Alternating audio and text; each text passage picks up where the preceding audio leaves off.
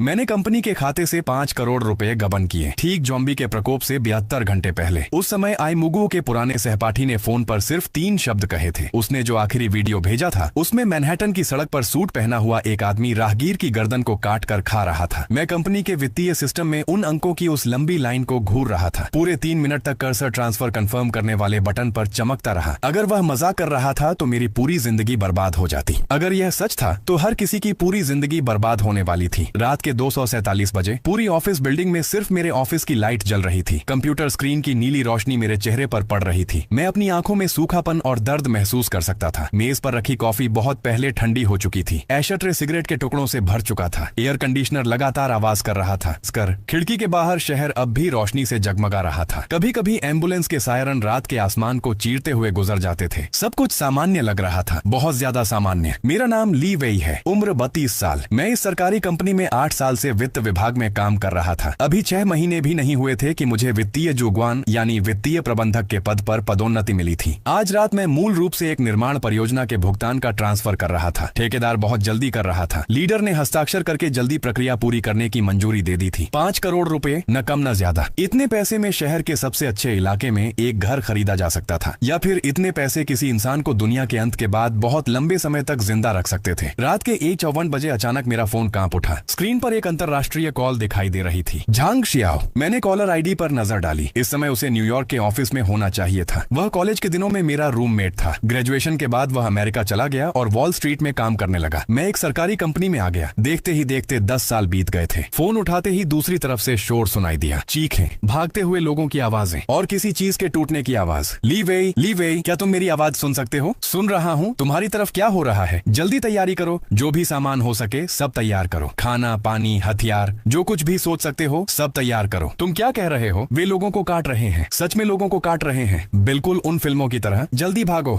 Jhang Xiao ने अचानक एक चीख मारी। इसके तुरंत बाद फोन कट गया। मैंने तुरंत दोबारा कॉल किया। जवाब मिला, कॉल कनेक्ट नहीं हो सकती। 10 मिनट बाद वीचैट पर एक वीडियो मैसेज आया। वीडियो सिर्फ 10 सेकंड का था। कैमरा बुरी तरह हिल रहा था। कैमरा टाइम्स स्क्वायर की दिशा में था। सामने पहचान में आने वाली विशाल इलेक्ट्रॉनिक स्क्रीन दिखाई दे रही थी। सड़क पर पूरी तरह अफरा तफरी मची हुई थी। लोग चारों तरफ भाग रहे थे। एक सूट पहने आदमी ने सामने भाग रही एक महिला को जमीन पर गिरा दिया। उसने अपना सिर झुकाया और उसकी गर्दन को काटना शुरू कर दिया। खून के छींटे कैमरे के लेंस पर आ गए। अगले ही पल वीडियो काला हो गया। मैंने वह वीडियो 5 बार देखा। पहली बार सदमा, दूसरी बार वीडियो असली है या नकली, इसका विश्लेषण, तीसरी बार समय की पुष्टि। न्यूयॉर्क के समय के अनुसार दोपहर 1:14 बजे, जो चीन के समय के अनुसार रात के 2:14 बजे था। चौथी बार इमारतों की पुष्टि, वह वास्तव में टाइम्स स्क्वायर था। 5वीं बार मेरे हाथ कांपने लगे। मेरी पेशेवर आदत ने मुझे तुरंत बाहरी इंटरनेट खोलने पर मजबूर कर दिया। न्यूयॉर्क के कई इलाकों में अज्ञात हिंसक हमले, मैनहट्टन में आपातकाल की स्थिति। ट्विटर पर तरह तरह के वीडियो और मदद की गुहार से भरी पोस्टें थीं, लेकिन बहुत जल्दी वे सभी डिलीट होने लगी। मैंने फिर झांग शियाओ को मैसेज भेजने की कोशिश की। कोई जवाब नहीं आया। उसका आखिरी मैसेज 5 मिनट पहले आया था। याद है, हमने कॉलेज में वे फिल्में देखी थी, Dawn of the Dead, Resident Evil. उस समय मैंने मजाक में पूछा था, अगर सच में ऐसा कुछ हो जाए तो क्या करेंगे? तुमने कहा था कि पहले से तैयारी करनी चाहिए। मुझे लगा था यह मजाक है, लेकिन अब यह मजाक नहीं है। मेरी रीढ़ में अचानक ठंडा पसीना दौड़ गया। मुझे खुद से कहना पड़ा कि शायद यह कोई मजाक है, या फिर यह सिर्फ स्थानीय स्तर की कोई हिंसक घटना है। अमेरिका में लूटपाट और दंगे पहले भी होते रहे हैं। मीडिया भी अक्सर चीजों को बढ़ा चढ़ाकर पेश करता है, लेकिन झांग शियाओ ऐसा मजाक करने वाला इंसान नहीं था। वह गोल्डमैन सैक्स में काम करता था और सालाना $10 लाख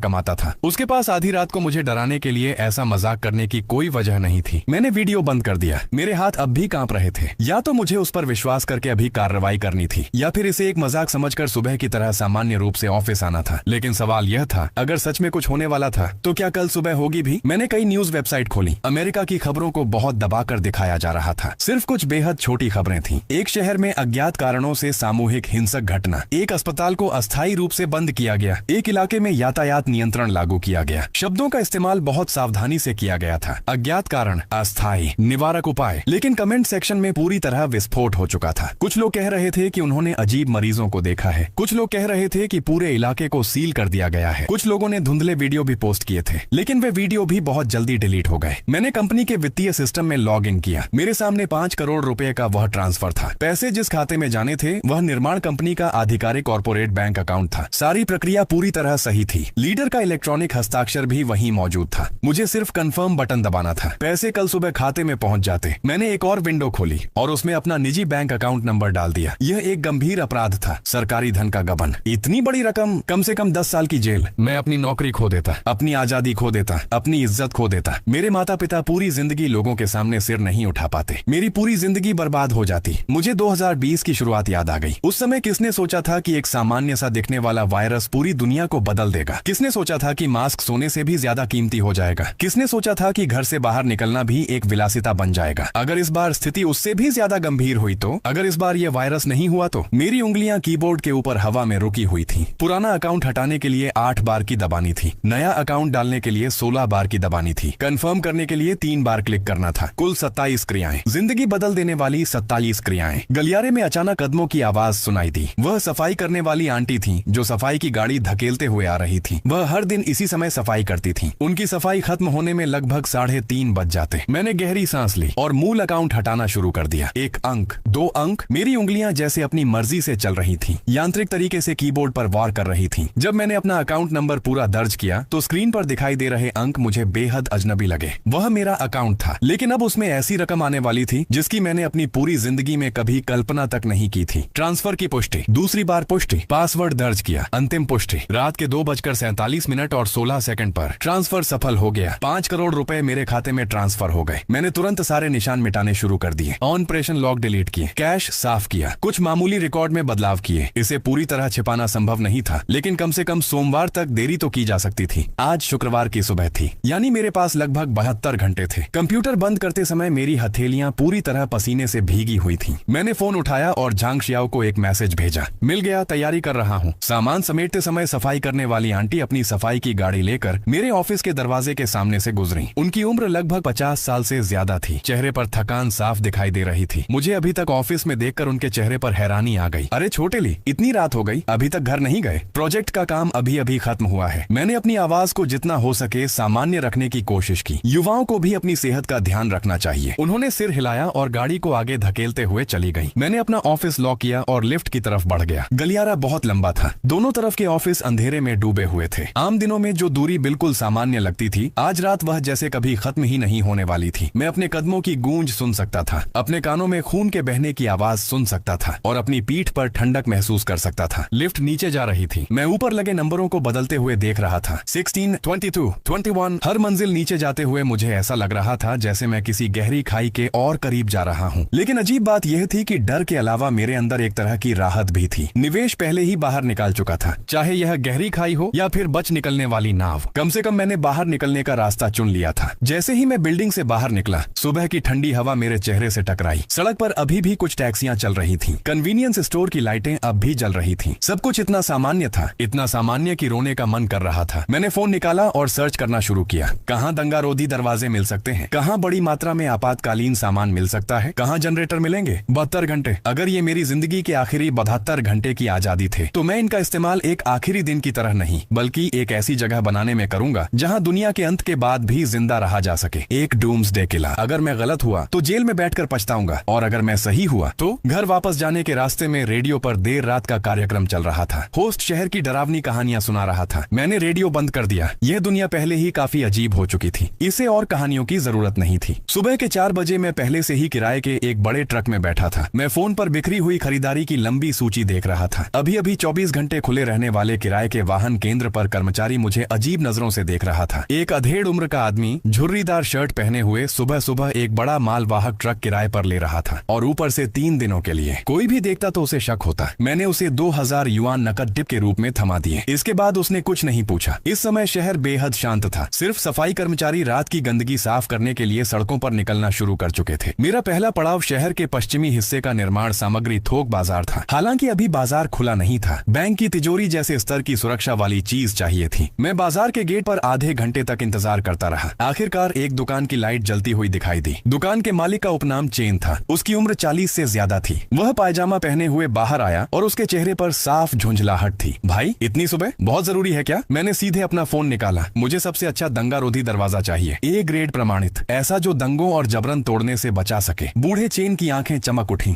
वह सस्ता नहीं है। एक दरवाजे की कीमत 1 लाख से भी ज्यादा है। मौजूद है? अगर है तो एक दे दो। मूल रूप से बैंक ने ऑर्डर किया था, बाद में उन्होंने अचानक ऑर्डर रद्द कर दिया। मुझे वह चाहिए। इसके अलावा सुरक्षा जाल, टेम्पर्ड ग्लास भी चाहिए। जितना मजबूत हो सके उतना अच्छा। चेन ने मुझे गंभीरता से देखना शुरू कर दिया। भाई तुम आखिर करना क्या चाहते हो? मैंने नकद पैसों का एक बड़ा बंडल निकाल लिया। आज ही इंस्टॉल करना है। इतना सुनते ही चेन ने और कुछ नहीं पूछा। उसने 2 मजदूरों को जगाया और सामान ट्रक में लोड करवाना शुरू कर दिया। दंगारोधी दरवाजे का वजन 300 किलोग्राम था। सिर्फ उसे उठाने में ही काफी मेहनत लग गई। मैंने पूरी निगरानी व्यवस्था, अलार्म सिस्टम और कुछ स्टील प्लेटें तथा वेल्डिंग का सामान भी खरीदा। पता कहाँ है? चेन ने पूछा। मैंने शहर के बीचों बीच स्थित सबसे महंगे रिहायशी इलाके का पता बताया। तियानजिन हाउटिंग, 16वीं मंजिल। चेन ने सीटी बजाई। अरे अमीर आदमी हो, जल्दी करो, मुझे और भी काम है। जब मैं निर्माण सामग्री के बाजार से निकला तब तक सुबह के 6 बज चुके थे। आसमान धीरे धीरे रोशन होने लगा था। सुबह के व्यस्त समय से पहले शहर में एक अजीब तरह की शांति थी। मैं ट्रक चलाकर दूसरे स्थान की तरफ निकल गया। शहर के दक्षिणी हिस्से का कृषि और खाद्य थोक बाजार। यहाँ तक आते आते बाजार पहले ही काफी व्यस्त हो चुका था। विभिन्न व्यापारी सामान उतार रहे थे। रेस्तरां के खरीदार सामान चुन रहे थे। हवा में सब्जियों के सड़ने और मछलियों की बदबू मिली हुई थी। मैं सीधे एक दुकान पर गया। मालिक, कंप्रेस्ड बिस्किट कितने हैं? सामान बेचने वाली अधेड़ उम्र की महिला एक पल के लिए रुक गई। कितने चाहिए? सारे। सारे? हाँ सारे। मेरे पास 20 डिब्बे हैं। सारे चाहिए। और डिब्बा बंद खाना भी। सारे डिब्बा बंद सामान। अगले 2 घंटे तक मैं किसी पागल आदमी की तरह सामान खरीदता रहा। 20 डिब्बे कंप्रेस्ड बिस्किट, 50 डिब्बे अलग अलग तरह के डिब्बा बंद भोजन, 100 डिब्बे इंस्टेंट नूडल्स, 200 डिब्बे मिनरल वाटर, 50 बोरी चावल। हर व्यापारी मुझे ऐसे देख रहा था जैसे मैं पागल हो गया हूँ, लेकिन पैसे हर सवाल का जवाब दे सकते थे। एक दुकानदार आखिर खुद को रोक नहीं पाया। मालिक, आप सुपरमार्केट खोलने वाले हैं क्या? कंपनी का टीम बिल्डिंग प्रोग्राम है। मैंने तुरंत एक बहाना बना दिया। दवा की दुकान तीसरा पड़ाव थी। मुझे एंटीबायोटिक्स, दर्द की दवाएं और कीटाणुनाशक सामान चाहिए था। मेडिकल सामान बेचने वाली दुकान की मालकिन काफी सावधान थी। वह बिना प्रिस्क्रिप्शन के ज्यादा दवाएं बेचने के लिए तैयार नहीं थी। मुझे मजबूर होकर 4 अलग अलग दवा की दुकानों पर जाना पड़ा।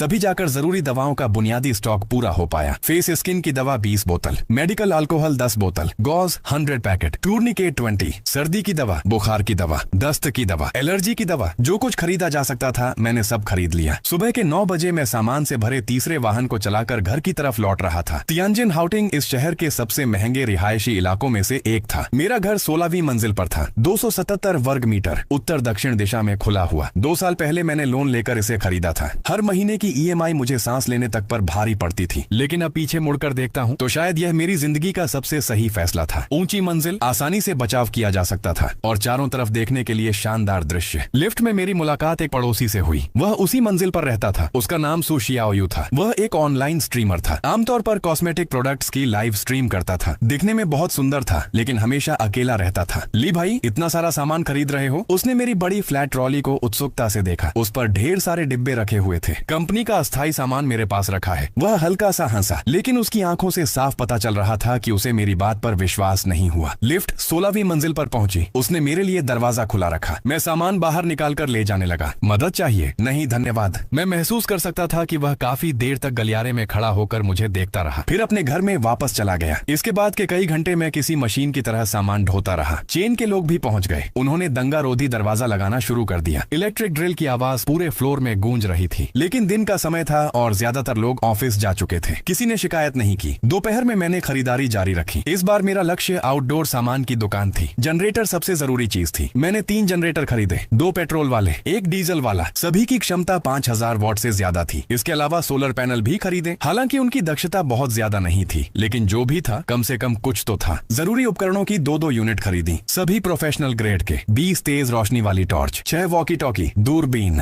2 दूरबीनें, 2 डीजे टॉप कॉन्फ़िगरेशन ड्रोन, साथ ही पर्वतारोहण उपकरण, स्विस आर्मी चाकू, इंजीनियर फावड़ा और दूसरे औजार। दुकान का मालिक खुद आउटडोर स्पोर्ट्स का शौकीन था। मुझे इतना सारा सामान खरीदते देखकर वह उत्साहित हो गया और तरह तरह के उपकरणों के बारे में बताने लगा। भाई, तुम किसी एडवेंचर पर जाने वाले हो क्या? लगभग। तो फिर तुम्हें इसकी भी जरूरत होगी। उसने एक कंपाउंड बो निकाला। आवाज नहीं करता, ताकतवर है और इसके लिए लाइसेंस की जरूरत नहीं पड़ती। मैंने उस काले धनुष को देखकर मन ही मन फैसला कर लिया। मैंने 3 क्रॉसबो भी खरीदे। सभी 80 पाउंड के थे, जो लकड़ी के तख्ते को भी भेद सकते थे। साथ में 200 तीर भी खरीदे। दोपहर के 3 बजे चौथा सामान से भरा वाहन भी पहुंच गया। इस समय तक मैं बेहद थक चुका था, लेकिन रुकना संभव नहीं था। समय बीत रहा था, हर मिनट बेहद कीमती था। तभी फोन बजा। वित्त विभाग के एक सहकर्मी का फोन था। ली भाई, आज ऑफिस क्यों नहीं आए? तबीयत ठीक नहीं है, छुट्टी ले ली है। वो प्रोजेक्ट का भुगतान पूरा कर दिया गया है, सोमवार को मिलते हैं। मैंने फोन रख दिया। मेरी हथेली फिर से पसीने से भर गई। सोमवार? अगर सोमवार आया तो? शाम होते होते मैं 5वीं बार सामान ऊपर ले जा रहा था। इस बार गलियारे में एक अजीब तरह का तनाव महसूस हो रहा था। शायद मैं ही जरूरत से ज्यादा संवेदनशील हो गया था। इस बार लिफ्ट में मेरी मुलाकात सिक्योरिटी गार्ड बूढ़े झांग से हुई। वह वह काफी देर तक मेरी सामान वाली ट्रॉली को घूरता रहा। मिस्टर ली, इतना सारा सामान कंपनी की टीम बिल्डिंग का सामान है, अस्थायी रूप से अपने घर पर रख रहा हूँ। उसने सिर हिलाया, लेकिन फिर अपना फोन निकाला और एक तस्वीर खींच ली। मैंने ऐसा दिखाया जैसे मैंने कुछ देखा ही नहीं, लेकिन मेरे दिल में बेचैनी पैदा हो गई। घर लौटने पर सू शियाओयू फिर गलियारे में मौजूद था। इस बार उसके हाथ में फोन का स्टैंड था। ली भाई, क्या मैं तुम्हारी बालकनी थोड़ी देर इस्तेमाल कर सकता हूँ? मुझे एक वीडियो शूट करना है। तुम्हारे घर की लाइट बहुत अच्छी है। मैं उसे मना करना चाहता था, लेकिन उसकी आंखों में एक ऐसी बेचैनी थी जिसे शब्दों में समझाना मुश्किल था। ऐसा लग रहा था जैसे वह किसी चीज की जांच कर रहा हो। अंदर आ जाओ। वह अंदर आया और तुरंत थोड़ा हैरान रह गया। लिविंग रूम में चारों तरफ डिब्बों के ढेर लगे थे। दीवार के पास अभी अभी पहुंचाई गई स्टील प्लेटें टिकी हुई थीं और नई लगाई गई दंगारोधी दरवाजा रोशनी में ठंडी चमक दे रहा था। ली भाई, वह कुछ कहने वाला था लेकिन रुक गया। क्या पूछना चाहते हो? उसने उपकरण सेट किया और ऐसा दिखाने लगा जैसे वह उसे एडजस्ट कर रहा हो। उसकी आवाज बहुत धीमी थी। क्या तुम्हें कुछ पता है? मेरे विदेश में कुछ दोस्त हैं। उन्होंने कहा है कि वहाँ हालात ठीक नहीं है। हम दोनों ने एक दूसरे की तरफ देखा। अपना वीडियो शूट करो। उसने फिर कुछ नहीं कहा, लेकिन वीडियो शूट करते समय वह लगातार बेचैन रहा। जाते समय उसने मुझे एक कागज की पर्ची थमा दी। उस पर उसका वीचैट अकाउंट था।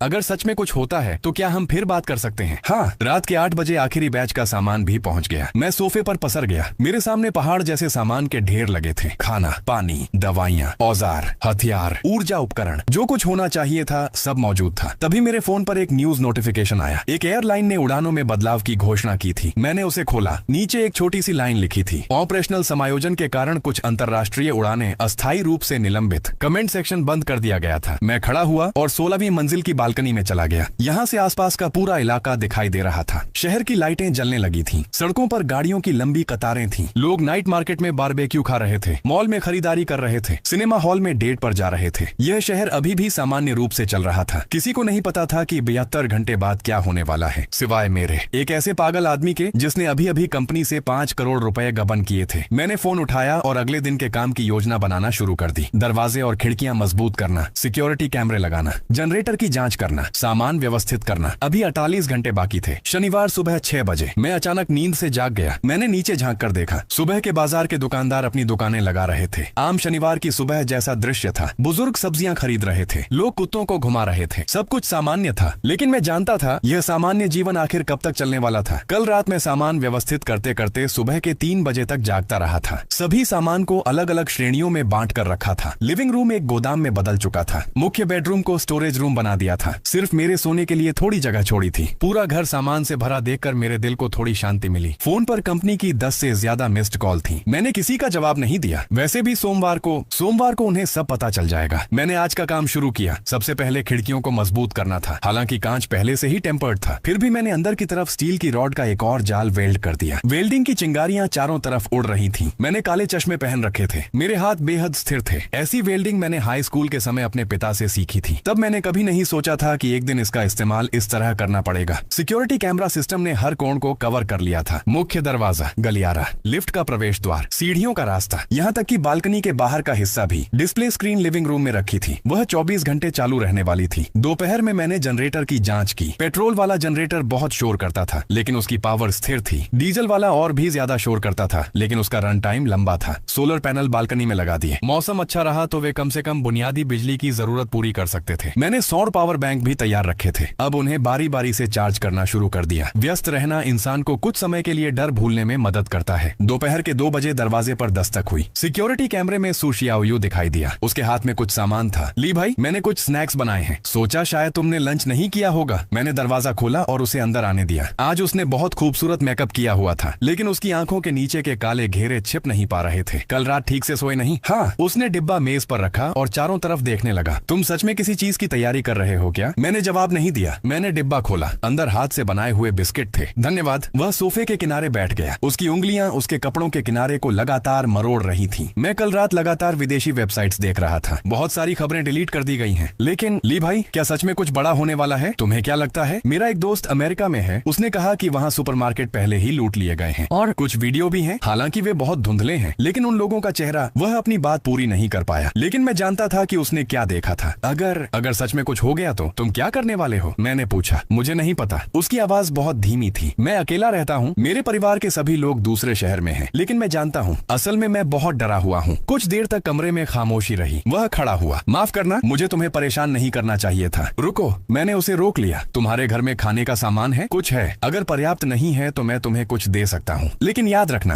किसी को मत बताना। उसकी आंखें एक पल के लिए चमक उठी, फिर तुरंत बुझ गईं। तुम मेरी मदद क्यों कर रहे हो? सिर्फ इसलिए कि हम पड़ोसी हैं। उसके जाने के बाद मैं अपना काम जारी रखता रहा, लेकिन मेरे दिल में थोड़ी और बेचैनी पैदा हो गई थी। किसी की मदद करना इंसान की स्वाभाविक प्रवृत्ति है, लेकिन दुनिया के अंत के बाद हर एक दयालुता घातक कमजोरी बन सकती है। शाम को मैं बालकनी में खड़ा होकर सिगरेट पी रहा था। आमतौर पर मैं धूम्रपान नहीं करता था, लेकिन इस समय मुझे अपनी नसों को शांत रखने के लिए इसकी जरूरत महसूस हो रही थी। नीचे छोटे से चौक में बच्चे खेल रहे थे, बुजुर्ग शतरंज खेल रहे थे, प्रेमी जोड़े टहल रहे थे। सूर्यास्त की रोशनी ने हर चीज को सुनहरे रंग में रंग दिया था। सब कुछ इतना खूबसूरत था कि अवास्तविक लग रहा था। फोन कांपा, एक न्यूज नोटिफिकेशन आया। एक इलाके में सामूहिक हिंसक घटना हुई, मामले की जांच जारी है। मैंने उसे खोला, लेकिन कंटेंट पहले ही डिलीट कर दिया गया था। कमेंट ग्रुप में कुछ लोग कह रहे थे कि उन्होंने अजीब चीजें देखी हैं। कुछ लोग कह रहे थे कि यह सिर्फ अफवाह है। सभी आपस में बहस कर रहे थे। मैं बाहर आ गया, फिर विदेशी वेबसाइट खोली, वीपीएन चालू किया। बहुत धीमा था, लेकिन आखिरकार कनेक्ट हो गया। होम पेज पर चल रहा वीडियो देखकर मेरा हाथ कांप गया। फोन हाथ से छूटकर जमीन पर गिर गया। यह अमेरिका के एक शहर का वीडियो था। सड़कों पर हर तरफ वही चीजें थीं। वे लोगों का पीछा कर रहे थे। उनकी हरकतें अजीब थीं, लेकिन उनकी रफ्तार बहुत तेज थी। वीडियो बनाने वाला चीख रहा था, कैमरा बुरी तरह हिल रहा था। आखिरी दृश्य में खून के छींटे कैमरे के लेंस पर आकर पड़े। मैंने फोन बंद कर दिया। मेरा दिल ढोल की तरह धड़क रहा था। यह वायरस है, सच में वायरस है। रात के 8 बजे अचानक गलियारे में हलचल बढ़ गई। मैंने सिक्योरिटी कैमरे के जरिए देखा। प्रॉपर्टी मैनेजर कुछ लोगों को लेकर घर घर जाकर दरवाजा खटखटा रहा था। उनके हाथों में फॉर्म थे। लग रहा था कि वे किसी चीज का आंकड़ा इकट्ठा कर रहे हैं। जब मेरी बारी आई तो मैंने ऐसा अभिनय किया जैसे अभी अभी नींद से उठा हूँ और दरवाजा खोल दिया। मिस्टर ली, हम सभी मालिकों की जानकारी इकट्ठा कर रहे हैं। हाल ही में पूरी बिल्डिंग में एक साथ सैनिटाइजेशन किया जाना है। ओह ठीक है। प्रॉपर्टी मैनेजर ने मेरे पीछे से दरवाजे के अंदर झांकते हुए एक नजर डाली। मिस्टर ली, आपने हाल ही में काफी सामान खरीदा है, कंपनी का है। अच्छा, उसने अर्थपूर्ण मुस्कान दी। गार्ड ने कहा, आपको बार बार सामान लाते हुए देखा है, 10 से ज्यादा चक्कर लगाए हैं। कोई बात है क्या? नहीं नहीं, बस याद दिलाने आए हैं कि गलियारे में सामान मत रखना, इससे आग लगने का खतरा हो सकता है। उनके जाने के बाद मुझे पता था कि मुसीबत आने वाली है। बूढ़े झांग द्वारा खींची गई वह तस्वीर निश्चित रूप से मालिकों के ग्रुप में फैल चुकी होगी। अब पूरी बिल्डिंग को पता था कि मैं सामान जमा कर रहा हूँ। जैसा मैंने सोचा था, आधे घंटे बाद वीचैट पूरी तरह से मैसेजों से भर गया। 1602 का मालिक बड़ी मात्रा में सामान जमा कर रहा है। क्या इसे कोई अंदर की खबर पता है? हाँ, मैंने भी देखा है, बहुत सारा सामान अंदर ले गया है। इली वेई, बाहर आकर समझाओ। मैंने कोई जवाब नहीं दिया, फोन बंद कर दिया। लेकिन मैं जानता था कि कल वे मुझे नहीं छोड़ेंगे। रात के 11 बजे पूरी शहर धीरे धीरे शांत होने लगा। मैं मॉनिटर के सामने बैठा खाली गलियारे को देख रहा था। अचानक कैमरे की स्क्रीन में एक इंसान की परछाई दिखाई दी। वह सु शियाओयू था। वह मेरे दरवाजे के सामने काफी देर तक खड़ा रहा, काफी देर तक हिचकिचाता रहा। आखिरकार उसने दरवाजा खटखटाया। माफ करना, इतनी रात को परेशान कर रहा हूँ। उसकी आवाज बहुत धीमी थी। मुझे अभी एक खबर मिली है, कल से अंतर्राष्ट्रीय उड़ानें शायद पूरी तरह बंद हो सकती हैं। खबर का स्रोत भरोसेमंद है। मेरा एक दोस्त एयरलाइन कंपनी में काम करता है। उसने अपने होंठ काटे। ली भाई, क्या सच में कुछ होने वाला है? मैंने उसकी डरी हुई आंखों को देखा। पहली बार मेरे मन में संदेह पैदा हुआ, क्या उसे सच बता दूं? लेकिन इससे घबराहट फैल सकती थी, और अगर मैं उसे कुछ नहीं बताता तो मेरा दिल नहीं मान रहा था। तैयार रहो। अंत में मैंने सिर्फ ये 4 शब्द कहे। उसने सिर हिलाया और जाने के लिए मुड़ा, लेकिन फिर पीछे पलटा। ली भाई, धन्यवाद। अगर सच में कुछ हुआ तो क्या मैं तुम्हारे पास आ सकता हूँ? फिर देखते हैं। दरवाजा बंद करके मैं दरवाजे से पीठ टिकाकर खड़ा हो गया। मैंने आंखें बंद कर ली। इंसानियत, दुनिया के अंत के सामने इंसानियत कितनी कमजोर हो जाती है। क्या मैं उसे बचा सकता हूँ? क्या मैं सभी को बचा सकता हूँ? फोन फिर बजा। इस बार एक अनजान नंबर था। हेलो, क्या यह ली वेई बोल रहे हैं? मैं शहर पुलिस विभाग से बोल रहा हूँ। किसी ने आपकी शिकायत की है कि आप बड़ी मात्रा में सामान जमा कर रहे हैं और लोगों में घबराहट पैदा कर रहे हैं। कल सुबह 9 बजे आपसे थाने में आने का अनुरोध है।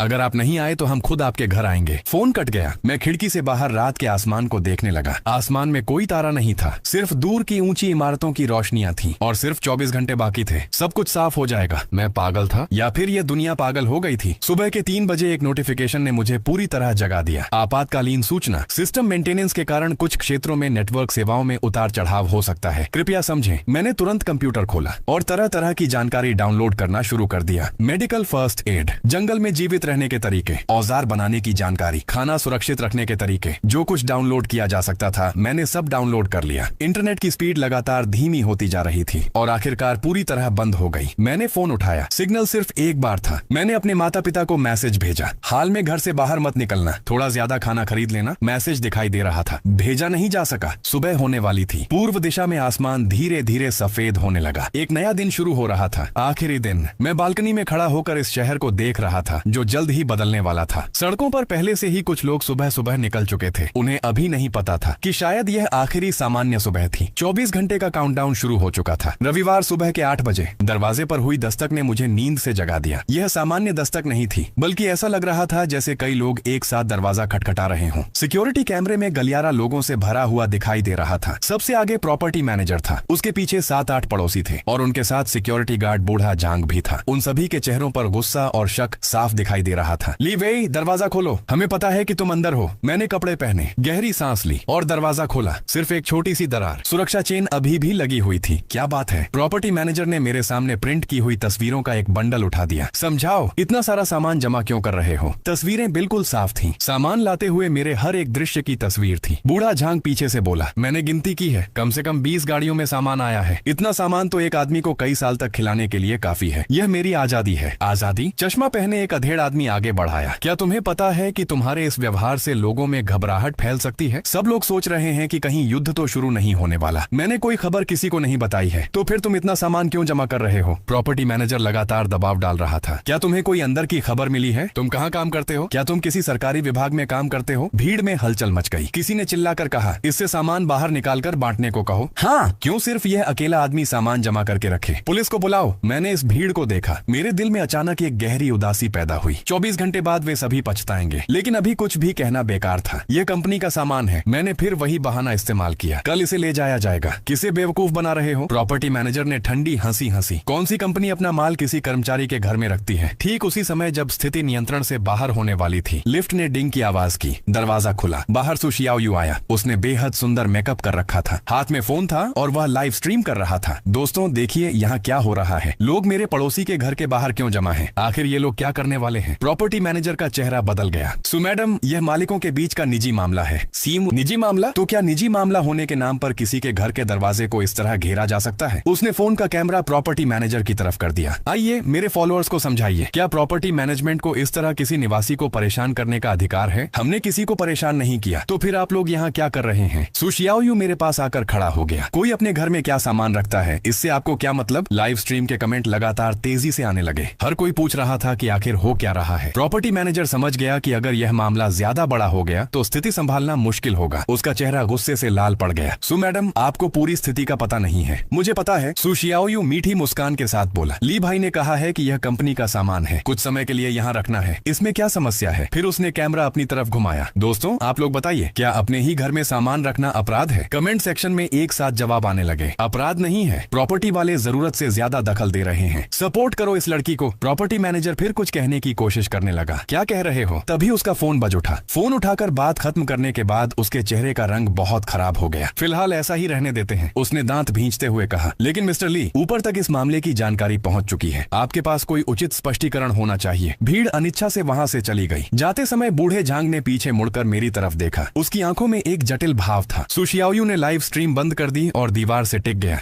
आखिरकार चले गए। धन्यवाद, मुझे धन्यवाद मत दो, मैंने यह अपने लिए किया है। उसकी मुस्कान गायब हो गई। ली भाई, अभी अभी मुझे खबर मिली है, एस शहर का एयरपोर्ट बंद कर दिया गया है। कारण बताया गया है कि उपकरणों में खराबी है। लेकिन मेरे दोस्त ने कहा कि उसने एयरपोर्ट पर सुरक्षात्मक सूट पहने हुए लोगों को देखा है। एस शहर यहाँ से सिर्फ 300 किलोमीटर दूर है। तुम्हें कुछ और सामान तैयार कर लेना चाहिए। मैंने तैयारी कर ली है, मैंने कहा। वह कड़वी मुस्कान के साथ बोला, लेकिन पता नहीं इतना काफी होगा या नहीं। ली भाई, अगर सच में कुछ हो गया तो क्या तुम मुझे अपने साथ रहने दोगे? मैं सामान के बदले तुम्हारी मदद कर सकता हूँ। मैंने उसे देखा। वह लड़की जो आमतौर पर हमेशा चमकदार और खूबसूरत दिखने वाली लाइव स्ट्रीमर थी, इस समय उसके चेहरे पर डर और उम्मीद साफ दिखाई दे रही थी। उस समय देखा जाएगा। उसने सिर हिलाया और ज्यादा जोर नहीं दिया। मैं समझ सकता था, दुनिया के अंत में किसी पर पूरी तरह भरोसा नहीं किया जा सकता। दोपहर तक हालात बदलने लगे। वास्तविक इंटरनेट पूरी तरह बंद हो गया। मोबाइल सिग्नल कभी आता कभी गायब हो जाता। टीवी पर सिर्फ कुछ चैनल बचे थे और वे भी बार बार वही मनोरंजन कार्यक्रम चला रहे थे। मैं बालकनी में खड़ा था। सड़क पर लोगों की संख्या साफ तौर पर कम हो चुकी थी। हालांकि आज रविवार था, लेकिन इतनी सुनसान सड़क सामान्य नहीं थी। दूर कहीं पुलिस की गाड़ी की लाइट चमकती हुई गुजरती थी। उसके पीछे लंबा सायरन सुनाई देता था। दोपहर के 3 बजे सोसाइटी का मालिकों वाला ग्रुप पूरी तरह फट पड़ा। हालांकि इंटरनेट रुक रुक कर चल रहा था, लेकिन खबर फिर भी फैल गई। हाईवे बंद कर दिए गए हैं। कहा जा रहा है कि सड़क की मरम्मत चल रही है। एयरपोर्ट भी बंद है। हर जगह सामान लूट लिया गया है। कहीं भी खाना नहीं मिल रहा। सब 1602 की वजह से हुआ है। उसे जरूर कुछ पता है। एक बार फिर सारी उंगलियां मेरी तरफ उठने लगी। इस बार आने वाले लोग और भी ज्यादा थे और पहले से ज्यादा उत्तेजित। वे मेरे दरवाजे के बाहर खड़े होकर गालियां दे रहे थे। वे मांग कर रहे थे कि मैं अपना सामान सबके साथ बांटूं। कह रहे थे कि यह विशेष समय है और और ऐसे समय में सबको एक दूसरे की मदद करनी चाहिए। कुछ लोग तो दरवाजा तोड़ने भी लगे, लेकिन दंगारोधी दरवाजा बिल्कुल भी नहीं हिला। ली वेई, तुम स्वार्थी कमीने हो। मुसीबत में सबको साथ रहना चाहिए। तुम अकेले जिंदा बचना चाहते हो, उसका दरवाजा तोड़ दो। सामान सबका है। मैं लिविंग रूम में बैठा सिक्योरिटी कैमरे की स्क्रीन देख रहा था। उन लोगों के मुड़े तुड़े और विकृत चेहरे दिखाई दे रहे थे जो पड़ोसी आम दिनों में सभ्य और शिष्ट व्यवहार करते थे, इस समय पागलों की तरह लग रहे थे। घबराहट वायरस से भी ज्यादा तेजी से फैलती है। शाम के 7 बजे स्थिति और बिगड़ गई। उन्होंने दरवाजा तोड़ने के लिए औजार निकाल लिए। मैंने वॉकी टॉकी उठाया। पहले टेस्टिंग के समय मैंने एक वॉकी टॉकी गलियारे में छोड़ दिया था। सभी लोग सुने। मेरी आवाज वॉकी टॉकी से बाहर आई। आप लोग मेरे घर में जबरन घुसने की कोशिश कर रहे हैं। मैंने सब रिकॉर्ड कर लिया है। रिकॉर्ड कर अपनी माँ को दिखा।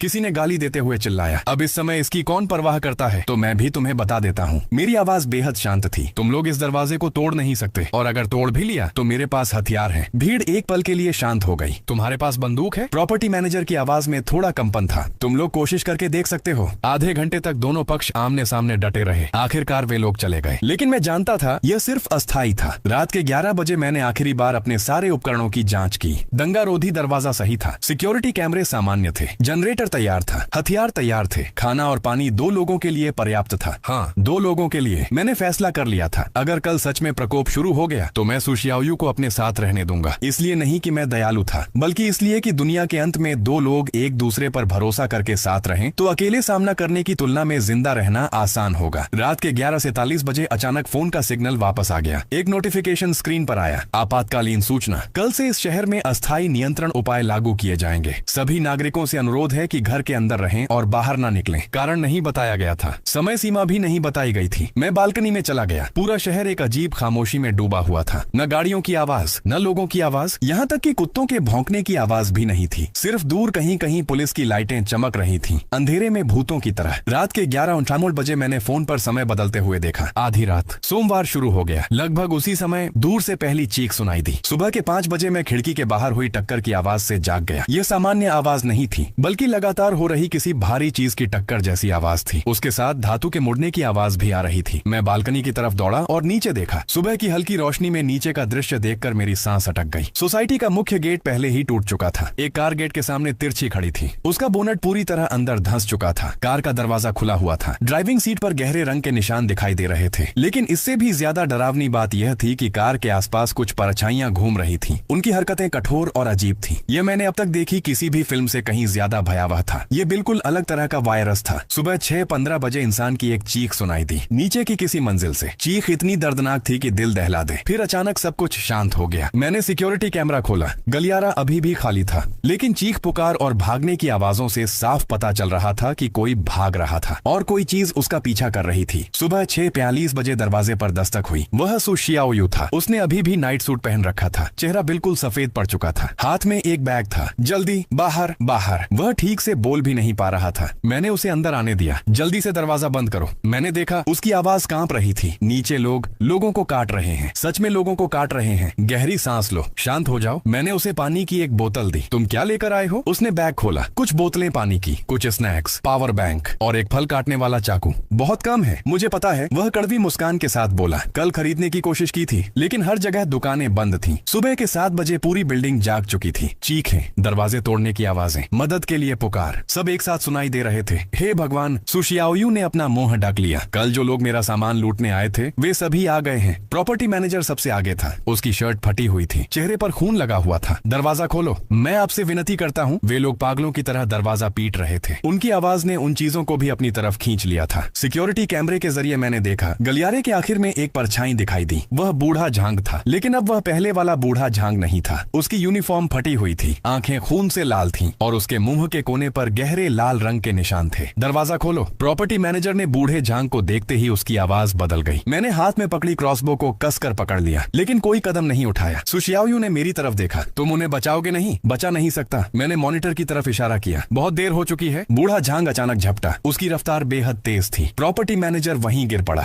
गलियारा एक कसाईखाने में बदल गया। खून के छींटे सिक्योरिटी कैमरे के लेंस पर पड़े। स्क्रीन का पूरा दृश्य गहरे लाल रंग में बदल गया। सुशियाओयू बाथरूम की तरफ भागा और उल्टी करने लगा। मैं दरवाजे के पीछे खड़ा रहा। बाहर की आवाजें धीरे धीरे शांत होती गईं। सुबह के 8:30 बजे फिर दरवाजे पर दस्तक हुई। इस बार दस्तक बहुत हल्की थी, बहुत लयबद्ध। मैंने दरवाजे के पीप होल से बाहर देखा। गलियारे में प्रॉपर्टी मैनेजर खड़ा था। उसने अभी भी वही फटी हुई शर्ट पहन रखी थी। वह वह सिर झुकाए मेरे दरवाजे के सामने खड़ा था। लीव वे, उसकी आवाज भर्राई हुई थी। दरवाजा खोलो। उसने अपना सिर उठाया। उसकी आंखें पूरी तरह खून से लाल हो चुकी थी। चेहरे पर लगे घाव से अभी भी मवाद बह रहा था। दरवाजा खोलो, मुझे भूख लगी है। उसने अपने सिर से दरवाजे पर मारना शुरू कर दिया। 1 बार, 2 बार, 3 बार। उसका माथा बहुत जल्दी फट गया। खून बहने लगा, लेकिन उसे जरा भी प्रतिक्रिया नहीं हुई। वह लगातार मशीन की तरह दरवाजे से सिर टकराता रहा। सु शियाओयू ने अपने कानों को ढक लिया और सोफे के कोने में सिकुड़ कर बैठ गया। मैंने वॉकी टॉकी उठाया। चले जाओ, वरना मैं गोली चला दूंगा। प्रॉपर्टी मैनेजर ने अपना सिर टेढ़ा किया, जैसे वह इस बात को समझने की कोशिश कर रहा हो। फिर वह मुस्कुराया। वह मुस्कान विकृत और डरावनी थी। तुम बाहर आओगे? वह मुड़ा और गलियारे के आखिरी छोर पर जाकर गायब हो गया। अगले कुछ घंटों तक पूरी बिल्डिंग से लगातार तरह तरह की आवाजें आती रहीं। कोई मदद के लिए चिल्ला रहा था, कोई रो रहा था और कुछ चीजें इधर उधर घूम रही थीं, किसी को खोज रही थीं। दोपहर के 12 बजे अचानक सब कुछ शांत हो गया। मौत जैसी खामोशी। मैंने सिक्योरिटी कैमरा खोला। गलियारे में एक भी इंसान नहीं था। सिर्फ जमीन पर पड़े खून के निशान इस बात का सबूत थे कि अभी जो कुछ हुआ था वह कोई भ्रम नहीं था। खत्म हो गया? सु शियाओयू ने पूछा। नहीं, मैंने सिर हिलाया। ये तो सिर्फ शुरुआत है। दोपहर के 2 बजे एक नया संकट सामने आया। सामने वाली इमारत में आग लग गई थी। काला धुआं आसमान की तरफ उठ रहा था। आग की लपटें आसमान को छू रही थीं। बहुत जल्दी आग पास वाली इमारत तक फैल गई। अगर आग यहाँ तक पहुंच गई तो? सु शियाओयू का चेहरा पूरी तरह सफेद पड़ गया। नहीं पहुंचेगी। मैंने खिड़की के बाहर इशारा किया। हमारे और उनके बीच कम से कम 50 मीटर का छोटा सा मैदान है, लेकिन धुआं एक अलग समस्या है। काला धुआं किसी जहरीले पदार्थ की तरह फैल रहा था। दृश्यता लगातार कम होती जा रही थी। हमने सभी खिड़कियां कसकर बंद कर दी, लेकिन फिर भी जले हुए सामान की गंध अंदर आ रही थी। शाम के 6 बजे बिजली चली गई। पूरा शहर अंधेरे में डूब गया। सिर्फ आग की लपटें अब भी नाच रही थीं। उन्होंने पूरे आसमान को एक अजीब नारंगी लाल रंग में रंग दिया था। मैंने जनरेटर चालू नहीं किया। उसकी आवाज बहुत ज्यादा थी। दिन के समय सोलर पैनलों से जमा की गई बिजली से सिर्फ एक लाइट चलाना पर्याप्त था, लेकिन मैंने सभी लाइटें बंद कर दी। मैं सर्वाइवल के एक महत्वपूर्ण नियम को अच्छी तरह समझता था। खुद को उजागर नहीं करना चाहिए। सु शियाओयू मेरे सामने बैठा था। हमने पहली बार साथ में रात का खाना खाया। इंस्टेंट नूडल्स और कंप्रेस्ड बिस्किट। ली भाई, उसने अचानक पूछा, तुम्हें कैसे पता था कि ये सब होने वाला है? मैं कुछ देर चुप रहा। किसी ने मुझे चेतावनी दी थी। कौन? एक दोस्त, लेकिन अब उससे संपर्क नहीं हो पा रहा। उसने सिर हिलाया और आगे कोई सवाल नहीं किया। रात के 9 बजे खिड़की पर दस्तक हुई। 16वीं मंजिल पर किसी ने खिड़की पर दस्तक दी। हम दोनों वहीं जम गए। धीरे धीरे हम खिड़की के पास पहुंचे। मैंने पर्दे में एक छोटी सी दरार खोली। बाहर फायर एस्केप सीढ़ी पर एक इंसान लटका हुआ था। सही शब्दों में कहूं तो वह कभी इंसान था। वह अपने सिर से कांच पर टक्कर मार रहा था। एक बार, फिर एक बार, यांत्रिक और लगातार। ये यहाँ तक कैसे चढ़ाया? चुप रहो, मैंने सु शियाओयू को इशारा किया। मैंने क्रॉसबो उठाया और खिड़की के बाहर निशाना साधा। अगर उसने कांच तोड़ दिया तो मुझे पहली ही बार में उसे खत्म करना होगा। अच्छी बात यह थी कि कांच काफी मजबूत था। वह चीज कुछ देर तक कांच पर सिर मारती रही। शायद उसे समझ आ गया कि वह अंदर नहीं आ सकती। फिर उसने ऊपर की तरफ चढ़ना शुरू कर दिया। उस समय मुझे बेहद खुशी हुई कि मैंने घर की सभी लाइटें बंद कर दी थीं। अगर उसने मुझे और सु शियाओयू को अंदर देख लिया होता तो वह निश्चित रूप से कांच तोड़ने के लिए और ज्यादा जुनूनी हो जाती। हे भगवान, वे दीवारों पर भी चढ़ सकते हैं। सु शियाओयू की आवाज कांप रही थी। अगर वे दीवारों पर चढ़ सकते हैं तो ऊंची मंजिलें अब सुरक्षित नहीं है। देर रात तक भी मुझे नींद नहीं आई। दिन में मकड़ी की तरह दीवार पर चढ़ने वाले उस जॉम्बी को देखने के बाद 16वीं मंजिल पर होने के बावजूद कोई भी चैन से नहीं सो सकता था। भले ही मेरे पास इस समय एक मशहूर खूबसूरत महिला स्ट्रीमर ही क्यों न थी, मैं भी बेचैनी से बैठा था। दुनिया के अंत की पहली रात मैंने फैसला किया कि मैं और सु शियाओयू बारी बारी से पहरा देंगे। उसके सो जाने के बाद मैं खिड़की के पास खड़ा होकर जलते हुए शहर को देखने लगा। आग की रोशनी में सड़कों पर घूमती हुई परछाइयां दिखाई दे रही थीं। वे झुंड में घूम रहे थे, बिना किसी उद्देश्य के। कभी कभी किसी जगह पर इकट्ठा होते, फिर दोबारा अलग अलग दिशाओं में फैल जाते। फोन में बहुत पहले ही सिग्नल खत्म हो चुका था। रेडियो में सिर्फ खरखराहट सुनाई दे रही थी। यह दुनिया सिर्फ एक रात में ढह गई थी। किसी को नहीं पता था कि कल क्या होगा। मैंने पीछे मुड़कर बिस्तर पर सिकुड़े हुए रेशम के कोकून जैसी आकृति को देखा। उसकी सांसें कभी हल्की तो कभी भारी हो रही थीं। मैं जानता था कि वह भी सो नहीं रहा था। बाहर के नर्क जैसे दृश्य को देखते हुए और कमरे के अंदर उसकी हल्की सांसों की आवाज सुनते हुए। इसके उलट मुझे थोड़ी राहत महसूस हुई। कम से कम अभी हमारे पास खाने पीने की कमी नहीं थी और साथ में एक इंसान था। अगर कुछ महीनों बाद हमारा सामान खत्म हो जाए और हम मर भी जाएं, तो भी यह इसके लायक था। रात में इंसान के विचार हमेशा बहुत दूर तक चले जाते हैं। मैंने अपने भविष्य के बारे में सोचना शुरू किया। घर में मौजूद खाना कुछ समय तक चल सकता था, लेकिन जब सब खत्म हो जाएगा तो मुझे बाहर जाकर सामान ढूंढना ही पड़ेगा। उस समय क्या यह दुनिया भी मेरी कहानी की तरह बदल जाएगी और क्या अंत में सिर्फ मैं ही बचूंगा? अच्छा हुआ मेरे साथ एक खूबसूरत लड़की थी, कुत्ता नहीं। यह सोचकर मैं खुद को हंसने से रोक नहीं पाया। सुबह के 3 बजे सु शियाओयू उठ गया और मेरी जगह रात का पहरा संभाल लिया। ली भाई, उसने धीमी आवाज में पूछा, क्या हम जिंदा बच पाएंगे? मैंने उसकी आंखों में देखा। डर था, लेकिन साथ ही दृढ़ता भी थी। हाँ, मैंने कहा, हम जरूर जिंदा बचेंगे। हम शुरुआत से ही बढ़त में हैं। हमारा किला आसान आसानी से नहीं टूटेगा, लेकिन मैं दिल से जानता था यह सिर्फ उसे दिलासा देने के लिए कहा गया था। इस टूटती हुई दुनिया में जिंदा रहना ही अपने आप में एक चमत्कार था। आसमान धीरे धीरे उजाला होने लगा। एक नया दिन शुरू होने वाला था। दुनिया के अंत का दूसरा दिन, दुनिया के अंत का 7वां दिन। पानी बंद हो गया। मैंने नल घुमाया, लेकिन सिर्फ हवा की सिसकारी जैसी आवाज आई। मुझे पहले से इसका अंदाजा था, लेकिन जब यह सच में हुआ तो फिर भी दिल घबरा गया। कितना पानी बचा है? सु शियाओयू ने पूछा। मिनरल वाटर 200 डिब्बे, हर डिब्बे में 24 बोतलें, हर बोतल 500 मिलीलीटर की। मैंने तेजी से हिसाब लगाया। अगर हम बचाकर इस्तेमाल करें तो 2 लोग 2 महीने तक चला सकते हैं। 2 महीने बाद मैंने बालकनी में लगे पानी इकट्ठा करने वाले उपकरण की तरफ इशारा किया। तब बारिश का पानी इकट्ठा करने का तरीका ढूंढना पड़ेगा। इस एक हफ्ते में हमने उन चीजों के व्यवहार के कुछ नियम धीरे धीरे समझ लिए थे। उनमें कुछ बुनियादी प्रवृत्तियां अभी भी बची हुई थीं। वे साधारण औजारों का इस्तेमाल कर सकते थे। मैंने एक को पत्थर से दरवाजा दबाते हुए देखा था। उनमें बुनियादी सामूहिक व्यवहार भी था। वे जीवित लोगों की मौजूदगी वाले इलाकों के पास इकट्ठा होते थे। सबसे डरावनी बात यह थी कि उन्हें खाने की जरूरत नहीं थी, फिर भी वे सक्रिय रह सकते थे। कम से कम इस एक हफ्ते में हमने उन्हें खाते हुए नहीं देखा था। वे जीव विज्ञान के नियमों के खिलाफ जा रहे हैं, सु शियाओयू ने कहा। वह पिछले कुछ दिनों से लगातार उनका निरीक्षण करके रिकॉर्ड बना रहा था। उसकी नोटबुक घनी लिखावट से भर चुकी थी। दिन में वे बिल्डिंग के अंदर घूमते रहते थे। रात में वे छोटे से मैदान में इकट्ठा हो जाते थे, जैसे किसी चीज का इंतजार कर रहे हों। आज की असामान्य घटना दोपहर से शुरू हुई। सिक्योरिटी कैमरे में कुछ अलग तरह की परछाइयां दिखाई दी। जीवित इंसान, 3 आदमी, पूरी तरह तैयार, सावधानी से आगे बढ़ रहे थे। वे सीढ़ियों के रास्ते ऊपर आ रहे थे। उनके हाथों में लोहे की रॉड और चाकू थे। उनका नेता वह आदमी था जिसे मैं जानता था। वह बगल वाली बिल्डिंग का निवासी था। उसका उपनाम चेन था। वे घर घर तलाशी ले रहे थे, दरवाजे तोड़ रहे थे और अंदर जाकर सामान उठा रहे थे। वे लूटपाट कर रहे हैं। सु शियाओयू ने भौहें सिकोड़ ली। नहीं, मैंने उसे सुधारा। वे जिंदा रहने की कोशिश कर रहे हैं। अब कोई कानून नहीं है। चेन के लोग बहुत जल्दी 15वीं मंजिल तक पहुंच गए। सीढ़ियों के कैमरे से मैं उनकी बातचीत सुन सकता था। 16वीं मंजिल पर 2 और घर हैं। जाकर देखें। 1602 वाले घर में मत जाना, दरवाजा बहुत मजबूत है। 1601 आजमा सकते हैं। 1602 वही है ना जो सामान जमा कर रहा था? हाँ, लेकिन उसने तैयारी कर रखी है। आसान नहीं होगा। वे कुछ देर तक आपस में चर्चा करते रहे और आखिरकार ऊपर आ ही गए। सु शियाओयू ने घबराकर मेरा हाथ पकड़ लिया। वे आ गए। घबराओ मत, मैंने क्रॉसबो उठा लिया। वे जबरदस्ती नहीं करेंगे। जैसा मैंने सोचा था, चैन ने सिर्फ दरवाजे के बाहर कुछ देर निरीक्षण किया। दंगारोधी दरवाजा और सिक्योरिटी कैमरे देखकर उसने समझदारी से वहां से जाने का फैसला किया। लेकिन जाते समय उसने कैमरे की तरफ हाथ से एक इशारा किया। उसे पता था कि मैं उसे देख रहा हूँ। वे 1601 वाले फ्लैट में चले गए। वह घर पिछले एक हफ्ते से खाली था। दोपहर में इससे भी बड़ा समूह दिखाई दिया। इस बार 7-8 लोग थे। उनके पास बेहतर सामान था, यहाँ तक कि कुछ लोगों के हाथों में शिकार करने वाली बंदूकें भी थीं। उनका नेता एक गंजा आदमी था, चौड़े कंधे और मजबूत शरीर वाला। उसे देखकर ही पता चल रहा था कि उससे उलझना आसान नहीं होगा। उनका लक्ष्य बिल्कुल स्पष्ट था। मेरा घर 1602। मुझे पता है कि तुम अंदर हो। गंजे आदमी ने बंदूक के कुंदे से दरवाजे पर प्रहार किया। बाहर आओ, बात करते हैं। मैंने वॉकी टॉकी के जरिए जवाब दिया।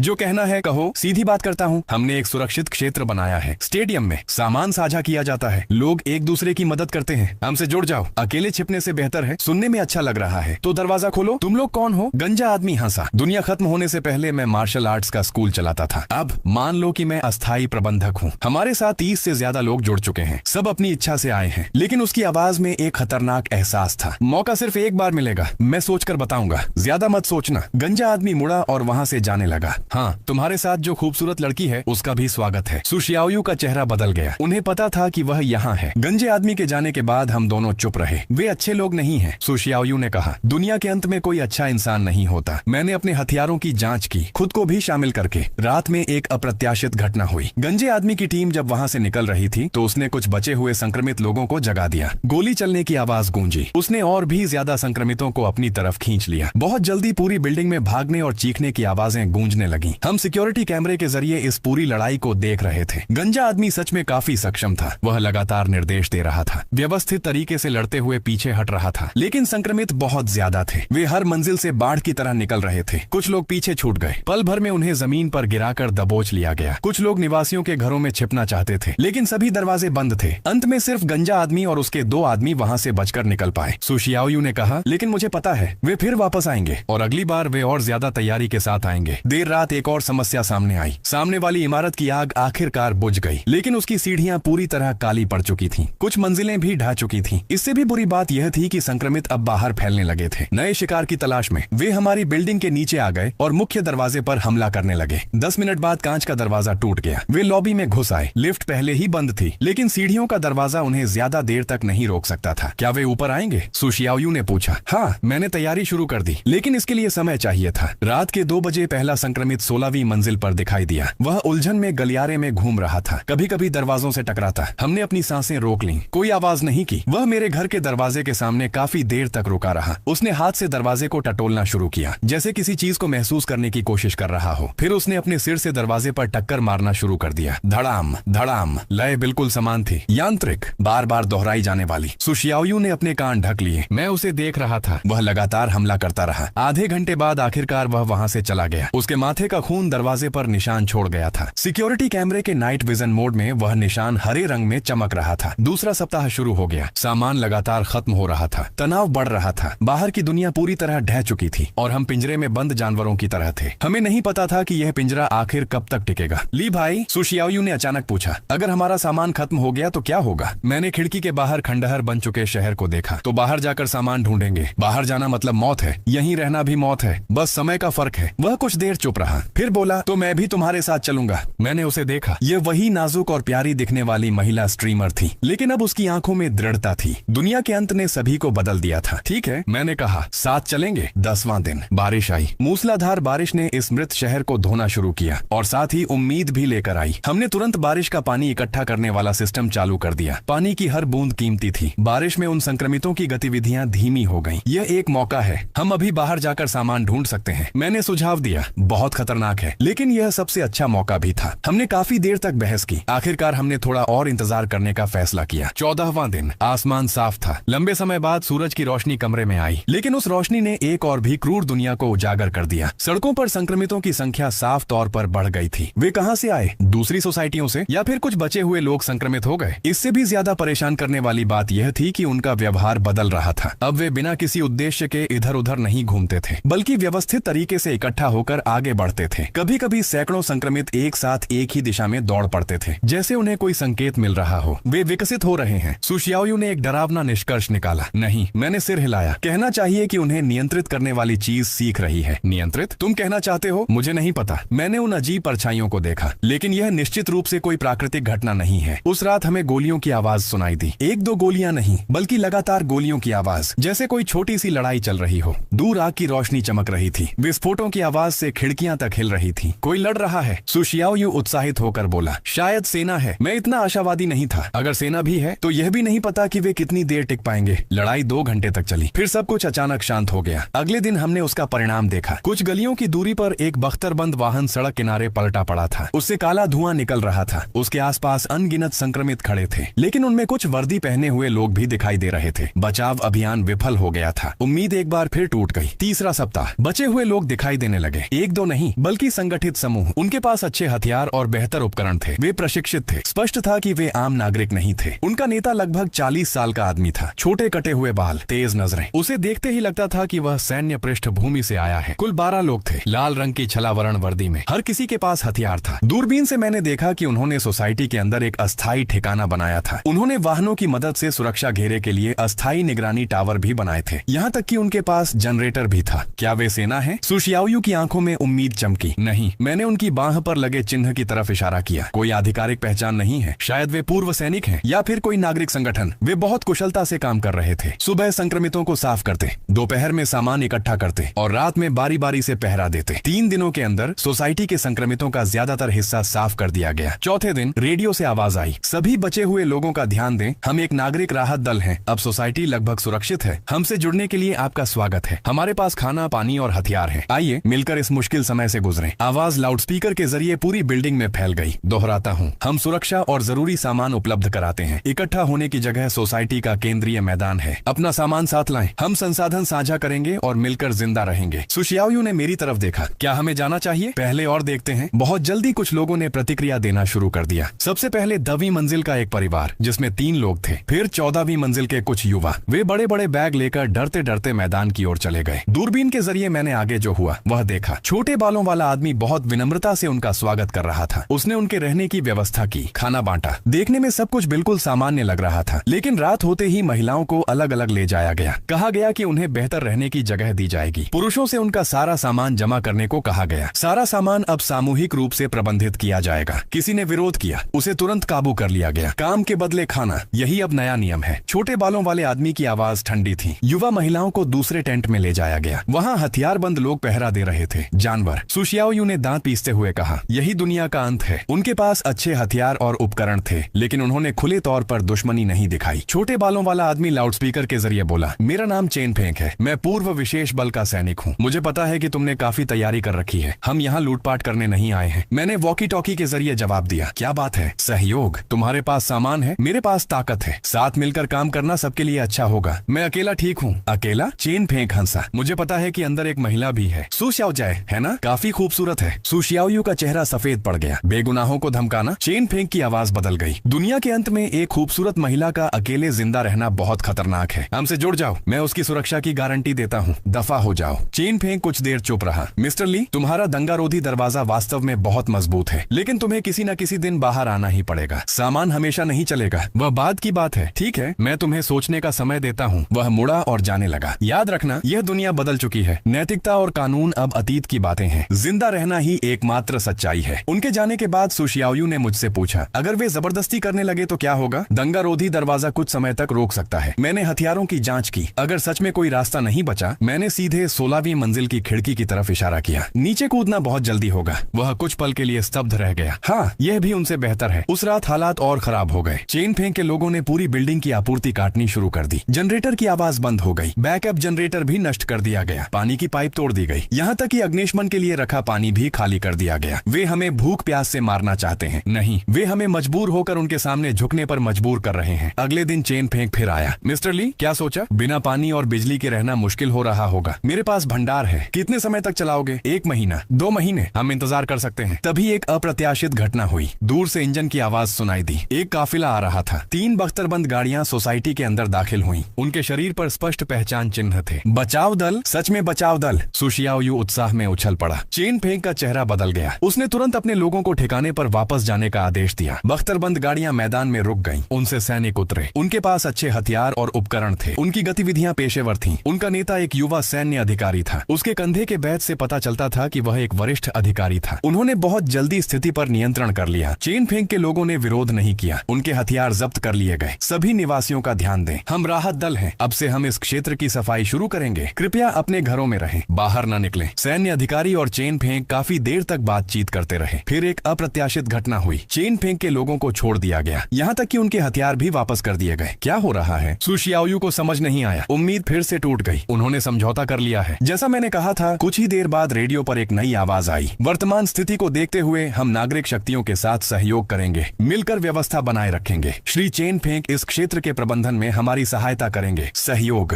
दुनिया के अंत में सेना को भी समझौता करना पड़ रहा था। उस रात दरवाजे पर दस्तक हुई। वह अकेला था। उसके पास कोई हथियार नहीं था। मिस्टर ली, मैं वांग वेई हूँ, क्या हम बात कर सकते हैं? मैंने दरवाजा खोला। पहली बार मैंने खुद से दरवाजा खोला था। वांग वेई बहुत जवान था, 30 साल से भी कम उम्र का। उसकी आंखों में थकान थी, लेकिन दृढ़ता भी थी। मुझे पता है कि चेन फेंक क्या कर रहा है। उसने सीधे मुद्दे पर आते हुए कहा, लेकिन अभी हमारे पास पर्याप्त लोग नहीं हैं, इसलिए तुम लोग उसके व्यवहार को चुपचाप स्वीकार कर रहे हो। स्वीकार नहीं कर रहे, मजबूरी है। बाहर की स्थिति तुम्हारी कल्पना से भी ज्यादा खराब है। हमारा यह दल आसपास के 100 किलोमीटर के इलाके में बची हुई एकमात्र नियमित सैन्य टुकड़ी है। बाकी सैनिक, संपर्क टूट चुका है। संचार व्यवस्था लगभग पूरी तरह खत्म हो चुकी है। हम भी अपनी आखिरी ताकत पर लड़ रहे हैं। कमरे में खामोशी छा गई। मैं तुम्हें यह बताने आया हूँ, वांग वेई ने आगे कहा। परसों हम दक्षिण की ओर पीछे हटेंगे, प्रांतीय राजधानी के एकत्रीकरण केंद्र की ओर। अगर तुम लोग यहाँ से निकलना चाहते हो तो हमारे साथ चल सकते हो। चेन फेंक और उसके लोग, उन्होंने यहीं रहने का फैसला किया है। वांग वेई का चेहरा जटिल हो गया। यह जगह अब उनका इलाका बन जाएगी। एक और चुनाव, कल रात से पहले मुझे जवाब दे देना। मिस्टर ली, दुनिया के अंत में अपनी सीमाओं पर कायम रहने वाले लोग बहुत कम बचे हैं। तुम जो भी फैसला करो, अपना ख्याल रखना। उसके जाने के बाद मैं और सु शाओयू लंबे समय तक चर्चा करते रहे। जाना मतलब अपना पूरा भंडार छोड़ देना, रास्ते में लगभग निश्चित मौत का सामना करना, और यहाँ रहना मतलब चेन फेंक का सामना करना, और किसी भी समय हमारा घर टूट सकता था। मैं तुम्हारी बात मानूंगा, आखिरकार सु शाओयू ने कहा। मैंने खिड़की के बाहर रात को देखा। वहाँ बख्तरबंद गाड़ियों की लाइटें थीं और चेन फेंक के ठिकाने से आती आग की रोशनी भी। हम यहीं रहेंगे। क्यों? क्योंकि यह हमारा किला है। मैंने अपनी मुट्ठी कस ली। मैं इसे किसी और के हाथों में नहीं सौंपूंगा। अगली शाम सेना वहाँ से चली गई। बख्तरबंद गाड़ियां रात के अंधेरे में गायब हो गईं। वे अपने साथ आखिरी बची हुई व्यवस्था भी ले गईं। सेना के जाने के तीसरे दिन की सुबह सब कुछ बदल गया। मैं एक बहुत बड़े धमाके की आवाज से मेरी नींद खुल गई। खिड़कियां कांप रही थीं। दूर आग की लपटें आसमान तक उठ रही थीं। ये सिर्फ एक जगह नहीं, बल्कि कई जगहों पर एक साथ धमाके हो रहे थे। पूरा शहर मानो जल रहा था। क्या हो रहा है? सु शाओयू घबराकर उठ बैठा। मैंने दूरबीन उठाई और एक अविश्वसनीय दृश्य देखा। आसमान में विमान उड़ते हुए गुजरे। वे यात्री विमान नहीं थे बल्कि परिवहन विमान थे। उसी समय छोटे छोटे ड्रोन का झुंड नीचे आसमान में चक्कर लगा रहा था, जैसे कि वे जासूसी कर रहे हों। बमबारी? सु शाओयू ने अनुमान लगाया। नहीं। मैंने दूर की ओर इशारा किया। धमाकों के बाद वहां कुछ दल सड़क की सफाई कर रहे थे। उनके उपकरण बेहतरीन थे और उनकी गतिविधियां बेहद पेशेवर थीं। वे व्यवस्थित तरीके से संक्रमित लोगों को साफ कर रहे थे। हर क्षेत्र को साफ करने के बाद वे धुएं का निशान छोड़ रहे थे। यह बड़े पैमाने पर सफाया अभियान था। अचानक रेडियो पर आवाज आई, लेकिन यह चेन फेंक की आवाज नहीं थी। सभी नागरिक ध्यान दें, यहाँ संयुक्त कमान केंद्र है। हम डॉन ऑपरेशन को अंजाम दे रहे हैं और संक्रमित क्षेत्रों की पूरी तरह सफाई कर रहे हैं। सभी जीवित बचे लोग घर के अंदर रहें, बाहर न निकलें। दोहराता हूँ, चेन फेंक का ठिकाना अस्त व्यस्त हो गया। उन्हें उम्मीद नहीं थी कि नियमित सेना इतनी बड़ी संख्या में हस्तक्षेप करेगी। अफरा तफरी में कुछ लोग भागने की कोशिश करने लगे, कुछ ने विरोध करने की कोशिश की, लेकिन उन्हें बहुत जल्दी काबू कर लिया गया। एक विशेष दल पैराशूट से आवासीय परिसर में उतरा और 10 मिनट के भीतर स्थिति को अपने नियंत्रण में ले लिया। चेन फेंक और उसके लोगों को हथियारों से वंचित करके बांध दिया गया और ले जाया गया। जिन जीवित बचे लोगों को उन्होंने अपने नियंत्रण में रखा था, उन्हें आजादी मिल गई। सभी निवासियों, लाउडस्पीकर से आवाज आई, हम एक सैन्य क्षेत्र की विशेष सेना हैं। अब हम जीवित बचे लोगों की जानकारी दर्ज करना शुरू कर रहे हैं और निकासी की तैयारी कर रहे हैं। सभी जीवित बचे लोग अपना आवश्यक सामान लेकर आवासीय परिसर के केंद्रीय मैदान में इकट्ठा हों। मैंने और सु शाओयू ने एक दूसरे की ओर देखा। इस बार यह सचमुच खत्म हो गया था। दोपहर 2 बजे दरवाजे पर दस्तक हुई। 2 पूरी तरह हथियारबंद सैनिक दरवाजे के बाहर खड़े थे। उनके मास्क के पीछे युवा चेहरे दिखाई दे रहे थे। नमस्ते, हम बचाव दल से हैं। यहाँ कितने जीवित बचे लोग हैं? 2। स्वास्थ्य की स्थिति कैसी है? कोई घायल या संक्रमण के लक्षण तो नहीं? दोनों बिल्कुल स्वस्थ हैं। उन्होंने साधारण पंजीकरण किया और फिर मुझे एक पर्चा दिया। कल सुबह 8 बजे आवासीय परिसर के मैदान में इकट्ठा होना है। हर व्यक्ति अपने साथ एक बैग सामान ले जा सकता है। बस सभी को अस्थायी राहत केंद्र तक ले जाएगी। राहत केंद्र कहाँ है? दक्षिणी क्षेत्र का स्टेडियम। वहाँ पहले से ही सुरक्षित क्षेत्र बनाया जा चुका है। उनके जाने के बाद मैंने पूरे कमरे में भरे सामान को देखा। मेरे मन में अजीब सी भावनाएं थीं। इतने लंबे समय तक तैयारी की, इतना सारा सामान जमा किया, लेकिन अंत में केवल एक बैग लेकर ही जा सकते थे। कम से कम हम जिंदा तो बच गए। सु शाओयू ने मुझे दिलासा दिया। हाँ, हम जिंदा बच गए। शाम को हमने साथ ले जाने वाले सामान को व्यवस्थित करना शुरू किया। दवाइयाँ जरूरी थीं, कुछ संपीड़ित खाद्य पदार्थ भी ले जाने थे। सबसे महत्वपूर्ण बात यह थी कि मैंने कुछ बीज छोटे छोटे थैलों में रख लिए। अगर दुनिया को दोबारा बसाना पड़ा तो ये काम आ सकते थे। सु शाओयू अपना सामान पैक कर रहा था, मुख्य रूप से कुछ बदलने वाले कपड़े और निजी सामान। लीजिए, उसने अचानक कहा। धन्यवाद? किस बात का धन्यवाद? अगर तुमने मुझे अपने साथ नहीं रखा होता तो शायद मैं बहुत पहले ही। अरे मत कहो, मैंने उसे रोक दिया। हम साथी हैं। वह मुस्कुराया। उसकी आंखें थोड़ी नम थीं। देर रात मैंने आखिरी बार इस किले जैसे आश्रय की जांच की। विस्फोट रोधी दरवाजे पर अभी भी खून के निशान थे। निगरानी कैमरे अब भी चल रहे थे। भंडारण कक्ष में अभी भी बड़ी मात्रा में सामान मौजूद था। 5 करोड़ से बनाया गया यह आश्रय अपना उद्देश्य पूरा कर चुका था। कोई न कोई इन चीजों का इस्तेमाल करेगा।